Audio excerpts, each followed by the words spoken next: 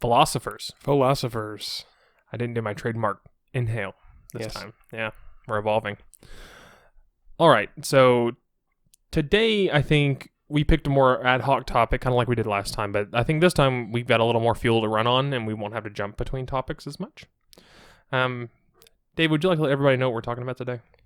Let's see. We are talking about responsibility again, but specifically, what is your responsibility? What responsibilities do people have? And when is it justified, if ever, to neglect one's responsibility? Right, and the original framing we had was, there was also a hidden question here that we were going to address as well, which is the difference between, first of all, is there a difference between things that are maybe directly your responsibility and indirectly your responsibility? Kind of like tacit responsibility versus explicit. I think we should start out, though, by kind of, not revisiting, but let's go ahead and catch up those who maybe haven't seen our video on responsibility in general, where we talk about the concept of responsibility. In that episode, we mainly talked about how responsibility, in our opinions at least, or so it appears, so we'd observe it, is something that can really only be levied by oneself, and that others can't lay responsibilities on you. And that essentially, I can't tell David, it is your responsibility to do this. It doesn't impart that responsibility unless you accept it, right? Right. That was essentially the whole topic. And we had also kind of approached it from the angle of, people often people also refer to voting as your responsibility as a citizen. Because you have been given citizenship, it then imparts you the responsibility to be politically informed and vote, whatever that means. And we even expanded a little bit into how that concept of imparting responsibility as attached as essentially the price for something, when it's imparted on you, can be used as a vehicle to manipulate a person.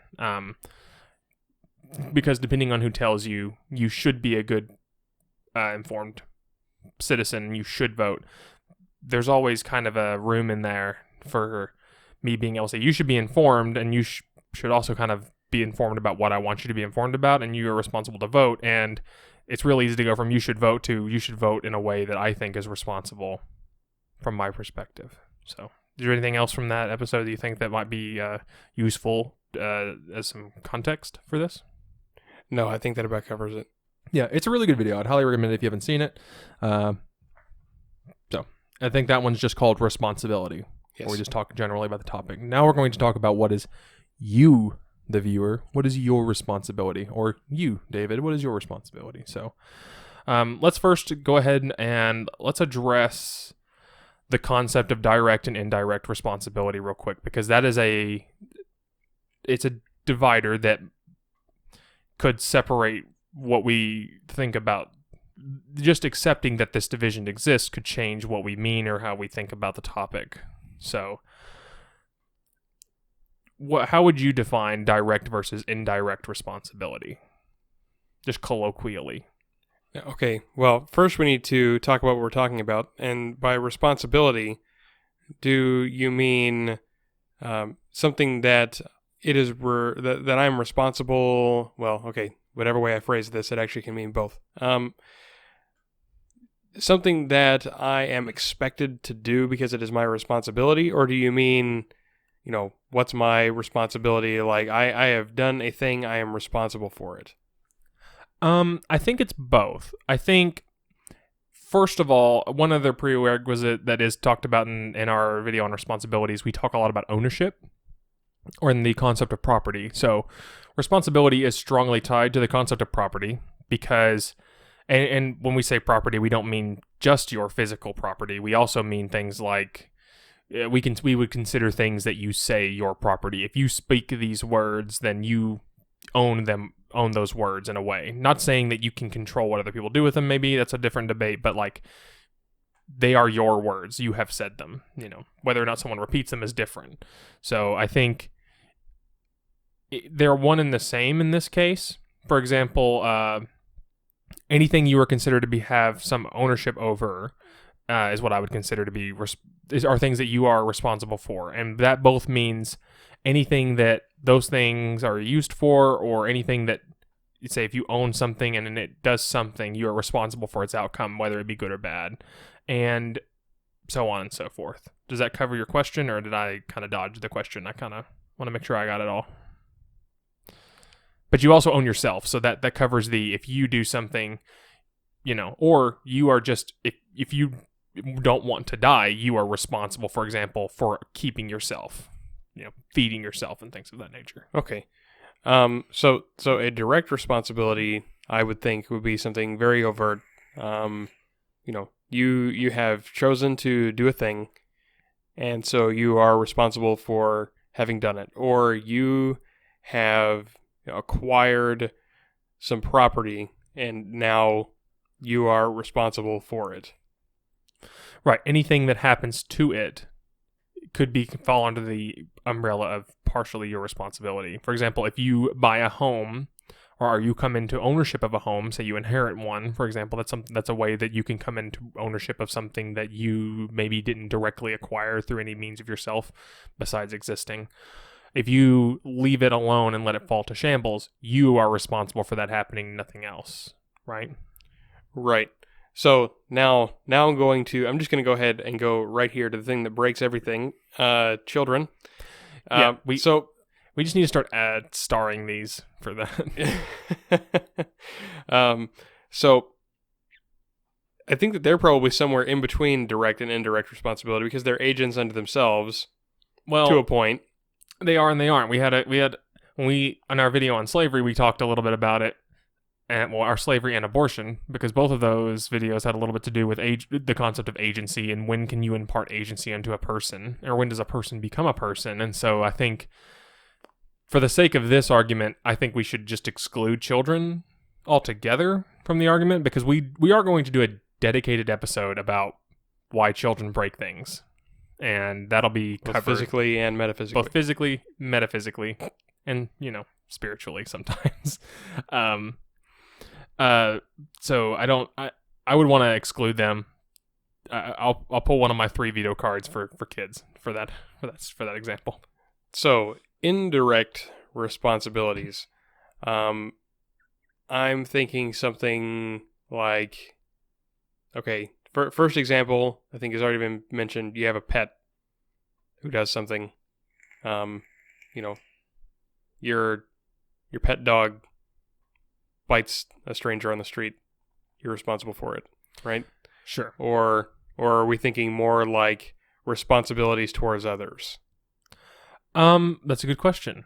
For example, I think one other thing to interject that could maybe be that some people might consider an indirect responsibility is perhaps moral obligations. For example, if I see a person starving and I have food, I may not be directly responsible for the care of that person. They are responsible directly for their own care, but I could indirectly be obligated to help because that's the moral thing to do, perhaps. And I could be responsible for, you see what I'm saying? Like if I were to neglect them, yeah. For instance, negligence in this case, when another agent is involved, could be seen as you being indirectly responsible for their death by allowing nature to take its course, as opposed to interjecting on your own behalf and helping them avoid death. Yep. And this seems to be the most contentious area as far as responsibility. So certainly. Sure. All right. So yeah, when it comes to something like that, those are the ones that are less well-defined because, they're basically our arguments both ways, and it really depends on how you see...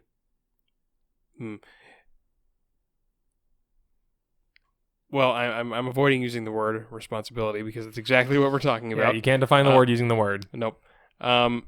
It has mostly to do with how you view causal relationships.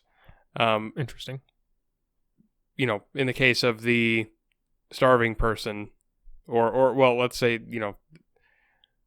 you said no children, but I'm going to say like a starving baby.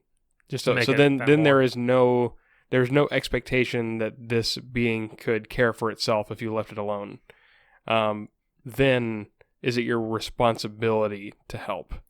I think I'm gonna interject one at a time to adjust the example a little bit more.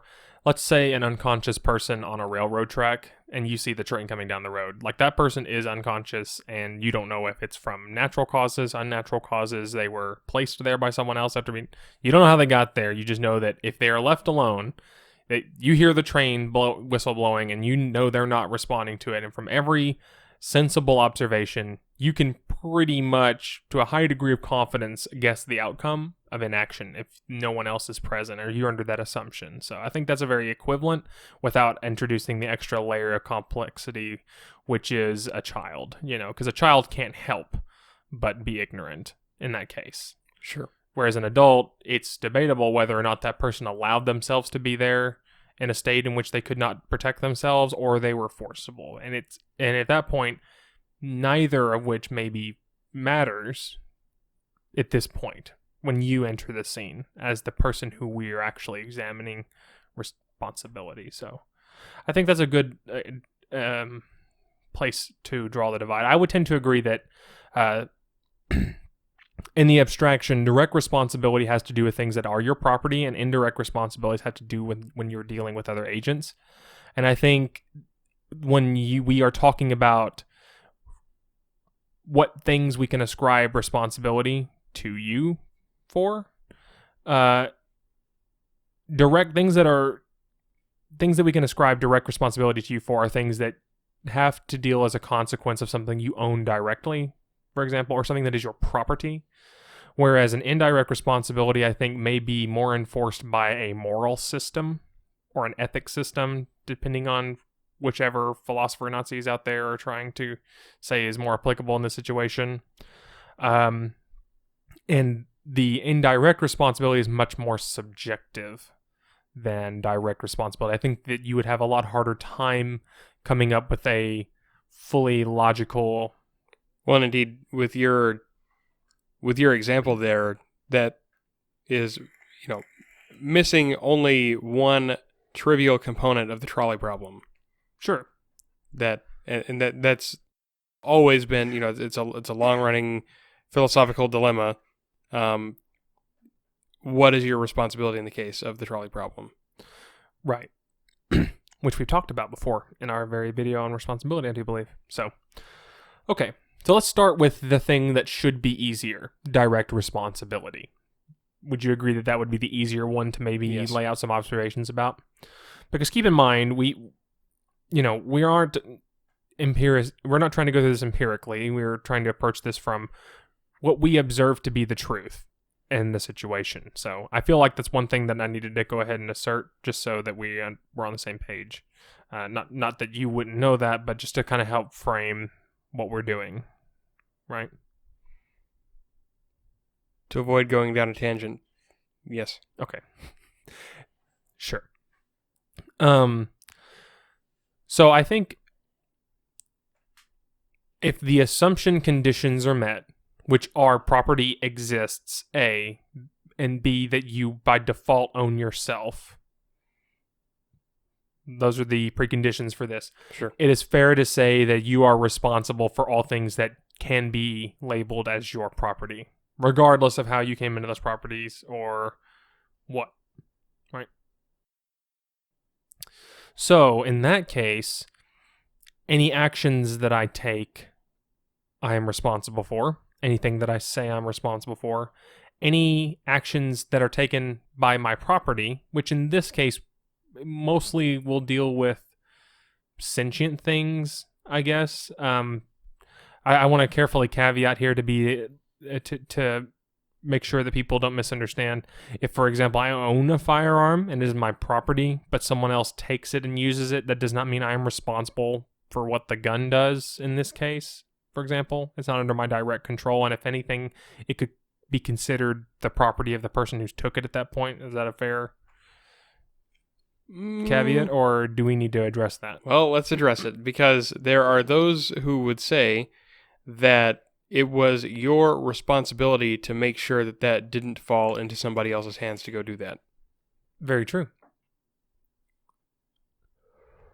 So that's interesting. I would say that I would agree that it is my responsibility that it not fall into that person's hands. But, for example, if an object was stolen from me, I am responsible for I am responsible for losing it. But at that point, the moment it is stolen, it is no longer my property because I was not able to keep it. But that also assumes that property comes with its own responsibilities to its owner, that it is only your property so long as you are able to keep it. That would be the assumption that would have to be drawn in that case. So here's my problem with you saying that it's no longer your property, because if it's no longer your property, then now you lay no claim to it. Right. But it's stolen, so you do lay claim to it. I guess that depends, how we define property in that case, because I could see a case being made to where if you lose it or it is stolen from you, you can make a claim, but a claim does not make it your property. You cannot just claim something to be your property, I would argue. Correct. I would claim that you have to be in possession or control of something for it to be your property. So in the case of theft, you lost your property, and it is your fault because you were not able to keep your property in this case. Okay. Granted, if someone comes and takes it by force, I think the complaint would not be that they stole something necessarily. It's that they violated your rights in a way that did result in theft, but the real crime was that they exerted force over you, or they violated an area in which you had authority. For example, I could not take something that was, like, I think it's unreasonable to say if I took a piece of my property and put it on someone else's land, or I took it to a public space and set it down and then walked away, that is me being irresponsible with my property. I mean, it might be a different case if someone comes onto your property and takes it. Then there's other layers that you can have qualms with that person over. But ultimately, I think the nature of reality and the way things occur, if someone takes something that's yours and they are in possession of it and in control of it, at that moment or that instant, they are the owners of that property. And we still treat things that way, at least, and you can see that being expressed in the way things are done legally at this time. For example, a stolen firearm used in a crime, the owner of the firearm is usually not tried with any kind of relation to the crime. We don't punish people for having something stolen, and we will still punish the person who used the weapon in whatever crime they committed as though that weapon were theirs or not. It's tacitly their property because they were in control of it at the time the crime was committed. Yes, we agree that the person who stole it and then went and murdered somebody is still guilty of murdering them with it. But of course, then the thing there has nothing to do with the firearm, really. It has everything to do with the murder. Murder is murder, whether it's with a firearm or with a, poison or whatever. Okay, well, then let's expand it a little bit. Is there any inanimate object for which you can be responsible when it's not in your possession and not under your direct control? Because if a firearm doesn't count, that's one of the more things that I feel would be more contentious. If a firearm doesn't count, then I would think that a majority of inanimate objects don't count. For example, a car. Yeah, I think things like that. I guess okay. So in the case of something like this, I think this is an example of where something can cross the threshold from direct to indirect responsibility. Can you explain that a little further? Well, okay, so we've agreed that direct responsibility would be you are in possession of this item, and then of course whatever happens with it is directly your responsibility. But if someone takes it from you, then it can no longer be your direct responsibility because it's not your property. But, the case could be made after the fact that if only you were not negligent with your property, then this murder wouldn't have occurred.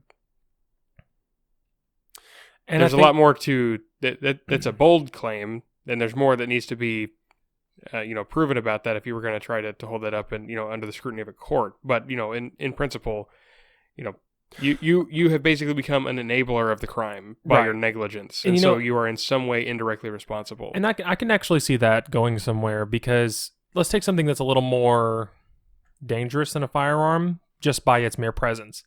Say I owned a mine that mines radioactive material. All right, radioactive material will cause damage to anything near it just by its presence. So it's always dangerous, and it's always causing harm. Or it would be Unless if there was it's a human shielded. presence. Unless it's shielded. So say I do this, I run this mine, and I just leave all my uranium lying about for people to take. I think someone could make the claim that I was being negligent and I should have to pay part of the restitution, even if someone else removed it from its safety container that was just unlocked and left in open in public. Because most people would agree that I was stupid by leaving it there and was inviting. Essentially, I think indirect responsibility is, this case is more of something that you can be held indirectly responsible for. Indirect responsibility comes from your lack of being directly responsible. In this case, for example, while it is in my possession, I am responsible for anything that could happen with it, and I should also be that, which includes things like keeping it, protecting it, things of that nature. A failure to do those things will result in the indirect responsibility of if it were to go outside of my control in that case. For example, I feel like in that case, if the person who owned the uranium mine or whatever could prove that they took every reasonable measure to keep it secure and contained, they would not have to pay restitution. But if they were found to be negligent, then they would have to pay restitution. Right. So in this case, indirect responsibility comes about more. It's like you can be held indirectly responsible when you fail to be directly responsible. In this case, Right. So, okay. My next example was going to be another animal or another, I don't know if you would quite call it, I guess sentient being. If I owned a dog that was a trained war dog, for some reason I had one, I am directly... You're a cop and you have a canine. Well, Yeah. I'm talking like this dog, because I don't think canine units are distinctly trained to kill people. Not kill, but But a war dog would be, So let's roll back in time here real quick to 17th century Spain, when that was still a thing. And these dogs are trained to kill people, I have one, and while it is in my control, if it were to harm another person, then I would be held directly responsible. If I forget to lock up the pen one night and it gets out and hurts somebody else, would I still be held directly responsible, or would that now fall into the camp of being indirectly responsible? I think that is still direct responsibility, because in that case we would still consider the dog your property. Right, but I wasn't in direct control of it at that time. Or I was in no position to be in control of it. I suppose so. And the reason I'm trying to draw the parallel here is because that would fit the exact, if it were indirect, it fits the exact same criteria we laid out for an inanimate object, like the uranium. Once it leaves my control and I was negligent, because I was negligent by not locking up the case, I think more or less direct and indirect responsibility has to do with, I think we could also maybe frame it in terms of intent, which is, I don't like doing there, but I think it's valid. That's how we would look at it.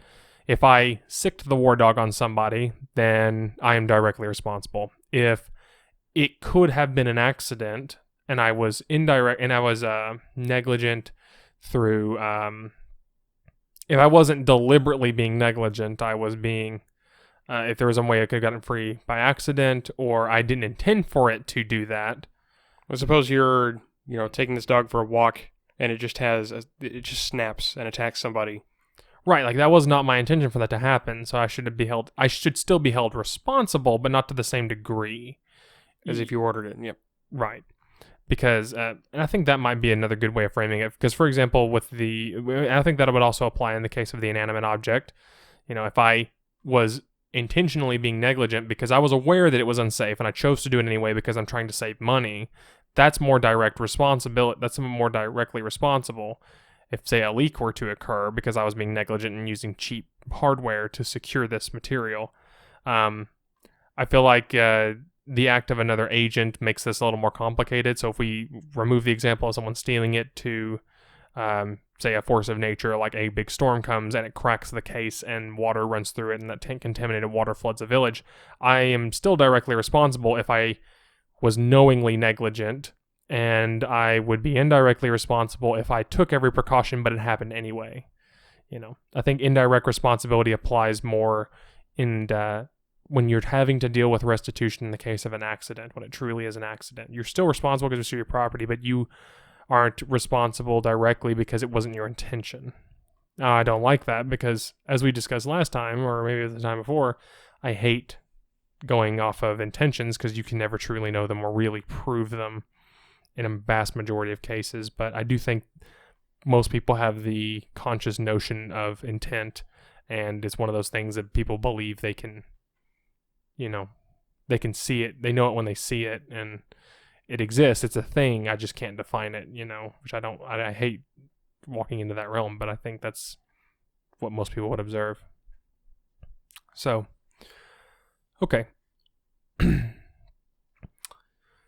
Any other defining examples we should talk about when it comes to maybe what the division between direct and indirect responsibility would be, or is that a pretty decent definition? I think that we've come up with a clear delineation between the two. Okay.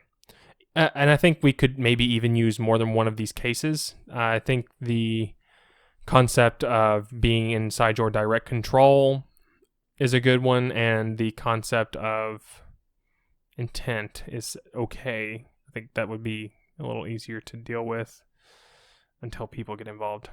But, okay. So let's talk about things that everyone is responsible for. Is there anything that every person can say to be responsible for? Like a single thing? I'm saying relative to themselves. Like, for example, each person would hold this thing as in some equal form of responsibility. The first thing that jumps to mind is themselves. Like, we are each responsible for ourselves. That's something we all share in common. I'm not responsible for yourself, but I am responsible for myself. So with that, in that relative relationship, replace me with you, and then you would be responsible for yourself. Right. Yeah. Replace me with you and my with your. Something to that effect. Is there anything else that's like that? And remember, we excluded children. Let's see. Something that each person finds themselves responsible for.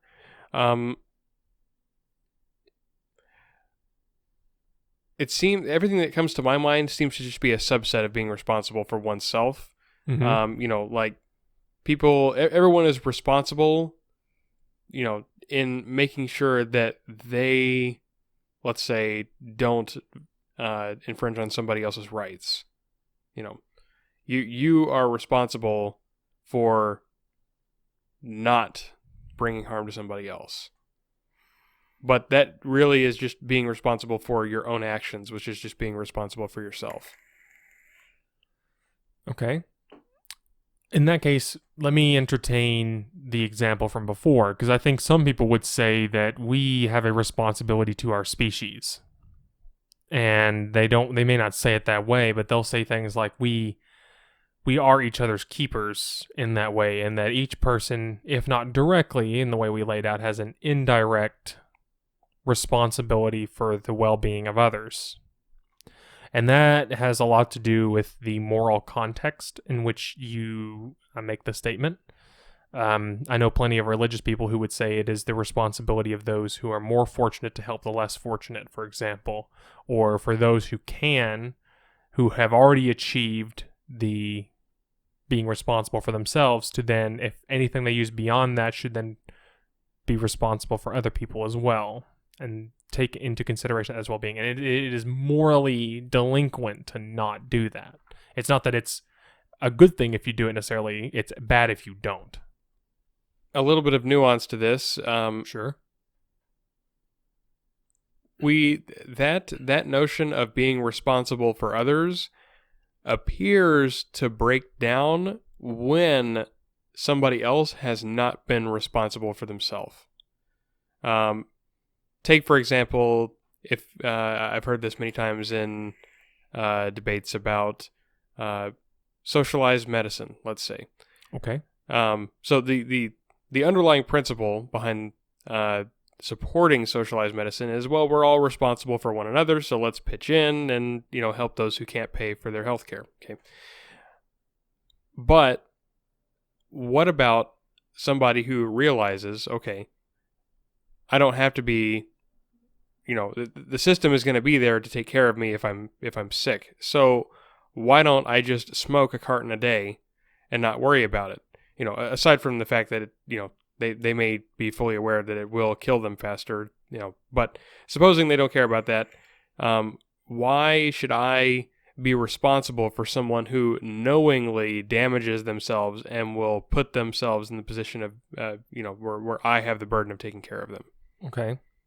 I think before we go down that tangent, we need to address the contra argument to that, which is, okay, well, what about let's take the counter example of the person who does everything they can to live a healthy life. That's within reason. They have no one, they are not aware that what they're doing may be harmful, or they try their best to be informed about what is a healthy decision, because even though they know the net is there, for personal reasons, they would like to be healthy to live a long life, and they don't want to have to rely on a system. So they do everything they can, but they still find themselves in an accident someday, and would it be then your responsibility any more than it would be the person who is negligent? Well, without I'm going to slightly dodge the question. Fair enough. But I guess where the reason I brought up the hypothetical smoker is because this is where basically our compassion tends to break down for those people. People do not intuit the desire to help somebody who has knowingly hurt themselves like that, as opposed to somebody who has done their best to be healthy and ends up in an accident, or just by sheer bad luck develops a disease or whatever, or contracts a disease. We feel bad for them and we want to help them because they're just unlucky. I think that's where the notion of we want to help those who help themselves comes from. That's a common saying that probably stems from that. Or those who haven't had the opportunity to help themselves, like children. Children are not normally in a position to knowingly put themselves in harm's way and then expect others to they're not trying to game a system necessarily, or if they do, then we just blame that on their ignorance anyway. I would argue that this would require us to define what a child really is, which good luck with that. But I think by definition, if I were to give a quick example or a quick definition, a child by definition is a person that is biologically human that cannot take care of themselves and cannot be held responsible. So, of course, by definition, they are incapable.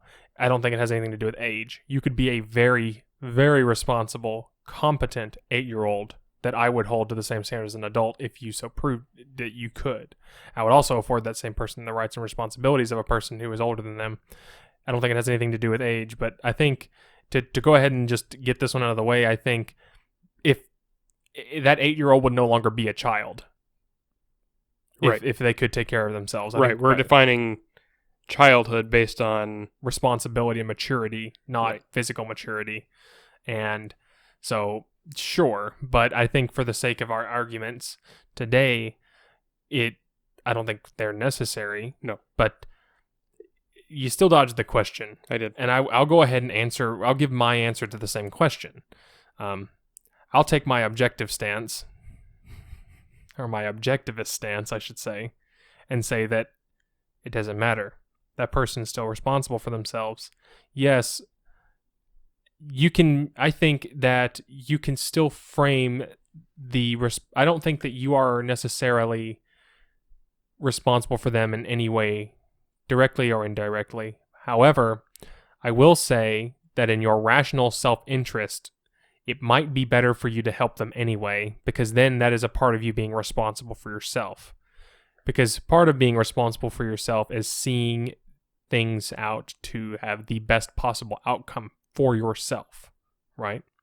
So by helping someone else, in the case of the and I think that fits nicely in the framework and the dichotomy of the person who fell into bad luck and the person who is negligent.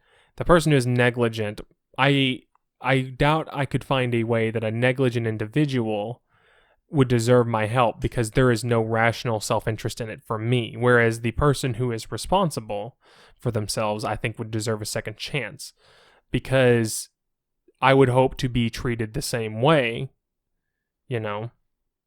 since I would identify with the person. It is in my rational self-interest to help cultivate a culture that assists those who are already willing to help themselves. So in that way, you are indirectly being responsible for yourself by taking on responsibility for another person. Right, creating a cultural responsibility.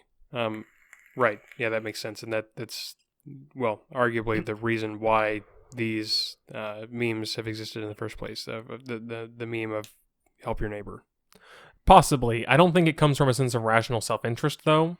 No, it doesn't come from that. It comes from biology. Exactly, but I think that the same biological seed could manifest itself in a way rationally, because rationality is not necessarily biological in that way. The way we rationalize things probably isn't biological. Biology there is a reason behind all of our behaviors, even if it's not a conscious reason. Right, but the way we can justify them and the way that we can try to create artificial systems, while rooted in our biology, comes from a rational process, which is only confined to a single individual at a time. It's not something that, if I were to come up with it, would be passed on biologically in any way, So, that being said, there is one issue that arrives when I'll acknowledge it because I've been challenged on it, and I am still in the process of dealing with justifying it and coming up with some answers. Because people will ask me, what is rational self-interest? How can you can call rational self-interest, but maybe you would arrive rationally at what is your best interest, but it's not reliable because you can't maybe take more than one person and put them through the same test and get the same outcome. So it is unreliable. Very much in the same way that when we talked about Christianity and religion in general before, faith is not a reliable system. So people will say that rational self-interest is the same way. Would you agree? Perhaps. So that's why when we began talking about this, I think it comes into some type of a moral framework. That's why indirect responsibility is maybe reliant on a moral framework. Because a moral framework does not necessarily rely on rational self-interest, whereas a rational self-interest can be maybe dictated, if not by a moral framework, at least by a societal framework of values, which I think wanders pretty close into the realm of morality. Yes. But to finish off but to finish off this example through that framework, I can knowingly not be responsible for the person who's negligent, but still satisfy the condition in which the person that we all kind of maybe have an instinctive feeling deserves, if not deserves, but should have a chance. I could still take on responsibility for this person in a temporary fashion, which would be indirect because I can't own that person, so I can't be directly responsible for them, but I can be directly responsible for my effect, and then that would also impart an indirect responsibility onto myself from them, which I take on. The important difference between that and universal healthcare, however, is that this is a voluntary system in this case. And that's my main issue with many forms of socialized anything. Medicine, welfare, universal basic income, anything of that nature. And I think proponents of that camp acknowledge it too. That's why they say things like healthcare is a human right.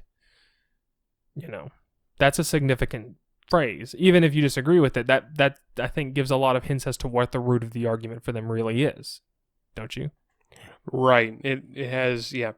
It's removing responsibility from oneself and putting it on everybody else because we have this intuition that we ought to help one another. Exactly. And we kind of addressed this when we addressed responsibility in general, that no group of people can be given responsibility, or that we do not believe that, or that we made arguments against that. Granted, it was under the different context. It was under the more corporate context of responsibility, but responsibility is something reserved for individuals, especially if you believe that only individuals can own property, not collectives. However, looking back into our observation of reality, we believe, or we behave in such a way that we believe multiple people can own more than one thing. And I think that's what maybe lends to some credence to the idea that everyone can be responsible for everyone else, because we tend to believe, we tend to kind of behave that way. But I think it all stems more from the morality that is more rooted in our biology, or that has its instinctual roots in our biology than anything else. And the question is, can we ever escape it, or will we escape it, or how will that manifest differently in the future? Those are all different questions that I think fall outside the scope of this discussion for sure. So where does that leave us for now, I guess? Well, I think basically all we've said here is that there is something behind the notion of being responsible for others, but that it is largely dependent on the culture of the society. So really, the only thing that we've said for certain is something that we've said before, which is that the only thing we're sure about is that you're responsible for yourself, and that being responsible for others is if not subjective, then contextual. Mm-hmm. And that's interesting, I think, because now take what you just said, and does that seem like an adequate read on how things just tend to go in the world? Well, yes. Or at least in our part of the world. Well, remember, this would work in other places in the world too. If you think about, I don't think there's anything else. I think everything else falls by letting us chalk everything up to the moral or societal context. I think it would apply in other places where they don't exist. But I'll let you finish. Sorry, I didn't cut you off. Well, because we take how we apply our moral intuitions about responsibility here. If we see someone who appears to need help, then we feel bad and we help them normally if we can. But we resent those that we think are, being careless or negligent, and still seek the help of others as if they're entitled to it. And this ends up working out in the form of, people seem to be held responsible for, okay, suppose somebody in my family were very sick and wanted my help, and I decided not to help them. The first, upon finding out about this, most people, I think, would immediately condemn me for this. I'm failing on my responsibility to my family for helping them. But then if I further explained the reason I don't want to help them is because so and so a reason that they've been bad themselves, they have actually let's change the context a little bit and say they're not sick, they're doing poorly economically, and so then I explain how they have been unwilling to take steps to improve their life. They don't want to get a job, et cetera, even though they are physically capable of doing so. They don't want to, and so they just want to exploit the rest of the family to help them out. Then I can relieve myself culturally of the responsibility of helping them out. Yeah, I think that's pretty accurate. I would agree. Um, I think we have a little time. I would be interested to know because I'll forward. Well, I would agree with you, and I think that comes. I think that works within my framework as well, because the current framework I've adopted is the more Randian objectivism approach to responsibility, and that is, I actually think that it's immoral to be told that you should be responsible for someone else, which kind of flies in the face of the morality that is sourced. What we most commonly see sourced in our and the morality which is most commonly sourced in our, we believe, biology, which is the human desire, the human emotion of compassion. You know, it seems to fly in the face of that, but in reality, it just frames it frames compassion and self-interest. And I think that maybe acknowledges something a little closer as well. Because, for example, we could see people suffering in a different part of the world, but it doesn't elicit the same reaction. For better or for worse, some people think this is bad, and some people think this is good, and some people think that this is just how it is. I think that we will always tend to be more compassionate towards those that are closer to us. I mean, that I think we feel anything more strongly toward those that are closer to us. right, and specifically people that we know, or people that we could, for example, to give an example, when a company or when a charitable organization wants to raise donations, they never frame the people in need in a very specific term.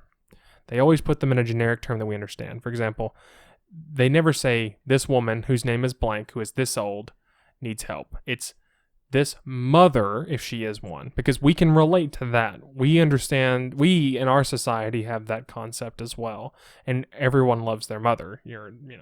That's the societal kind of accepted norm, is that people love their mothers. People would want to help their mothers. So when you create the identity of that person around that aspect, it can elicit a more compassionate response. Oh, she has children. She has, a 3-year-old, a 2-year-old. We begin essentially using the people in our lives that we have closer relationships to, and kind of imprinting on that other person the similar archetype of the person that first comes to mind when we think of that. A young child or a young mother who's in need with young children. And I think that it's interesting because I think I would be curious to know what the study was on people that had negative relationships with their parents, or they have a very negative relationship with their parents, and if it doesn't elicit the same emotional response, would it, I think you maybe could track that in, a decrease in donation per capita, perhaps, maybe not. I doubt that would have an effect on it, honestly. It may not. I'm just saying, though, that it would be interesting to know what those numbers were. I don't have them. I'm just saying I would be interested to know what they were, because that could confirm or deny a couple of things and help make it clearer. But I do think the reason I still will uphold and defend, at least for now, my objectivist beliefs is because it makes sense. People who are closer to you, not only are you, and when I say closer to you, yes, I do mean geographically as well, and maybe societally, like people who maybe you hold similar values to just because you're able to understand them better. But that's what it really has to do that's what it really has to do with. If I know a person more, even if it doesn't make me, it's not that by itself will make me want to be more charitable or take on the indirect responsibility for them, but it will at least make me more confident in my decision.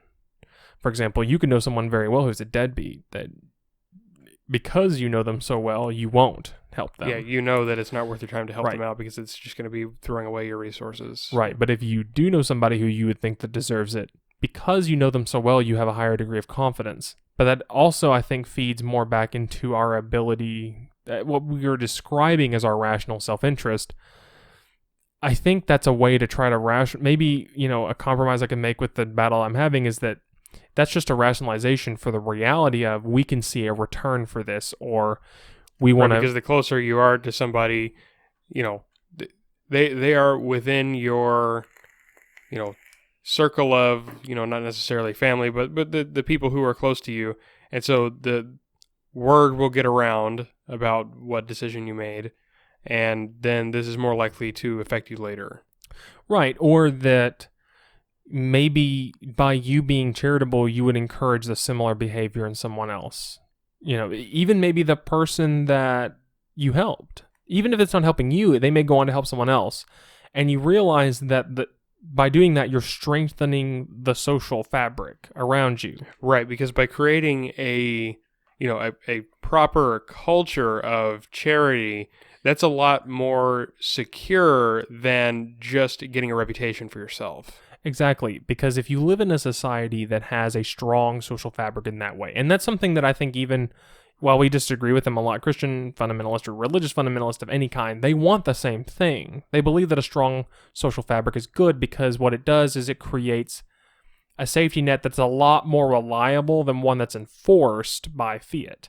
It's one that people voluntarily come into, and it's one that most people are more comfortable with because it's not as easily gamed when it's relied on when you are relying on a social fabric, but it's also something that so you don't feel like you're wasting by contributing, but it also is something that that you yourself could directly benefit from if you ever needed to.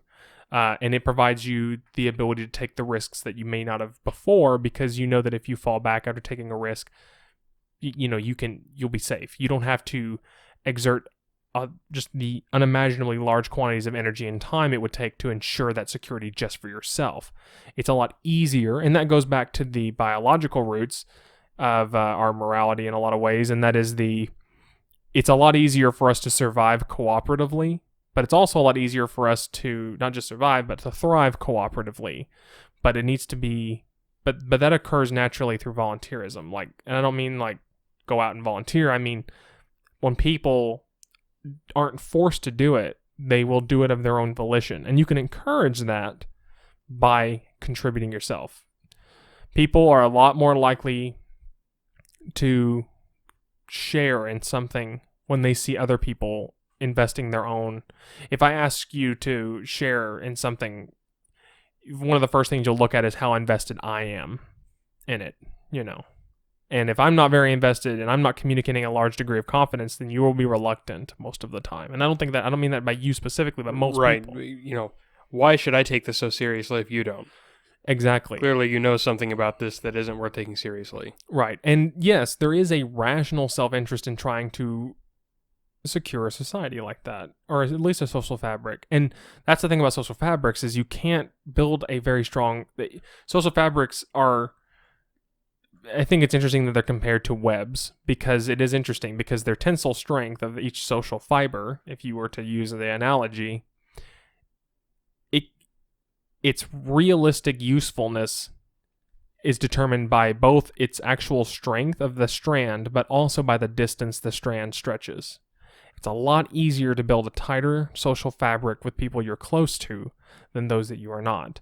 And I think that's why you see people who are much more willing to donate and help out in their own areas, in their own locales. And don't get me wrong, this does spread. It does have an effect. There will be epicenters, but encouraging this type of behavior, it spreads radially.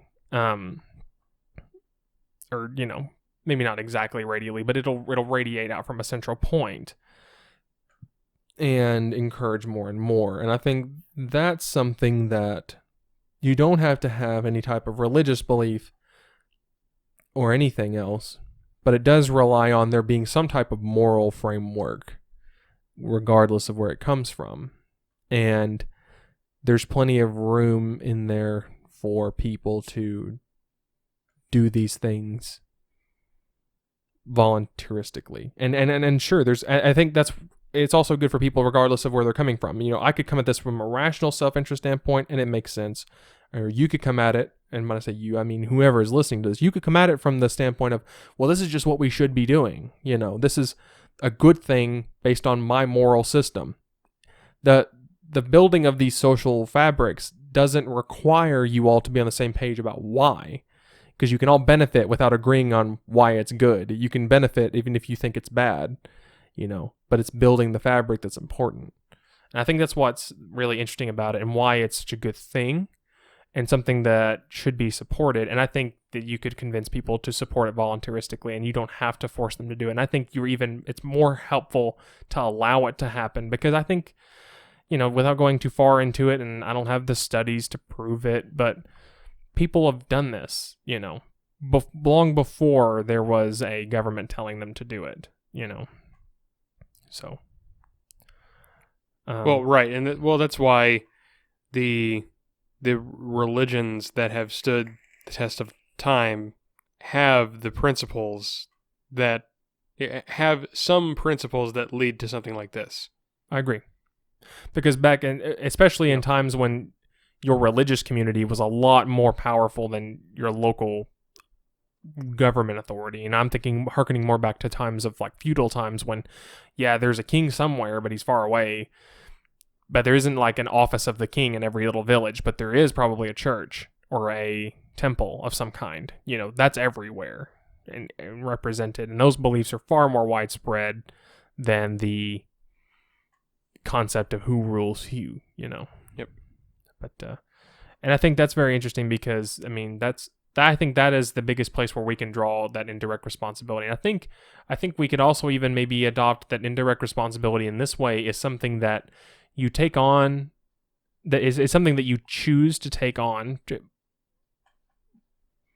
Something that you choose to take on. Because, for example, you cannot divorce yourself from your direct responsibility over yourself. I cannot say, I'm giving up responsibility for my actions, so you can't hold me responsible for anything that I do. Except that everyone will. Yeah, exactly. That's something that people will hold you responsible for. But that's what I'm saying. You can't divorce yourself from it. Attempting to divorce yourself from your direct responsibilities is basically just announcing that you are going to be negligent. Exactly.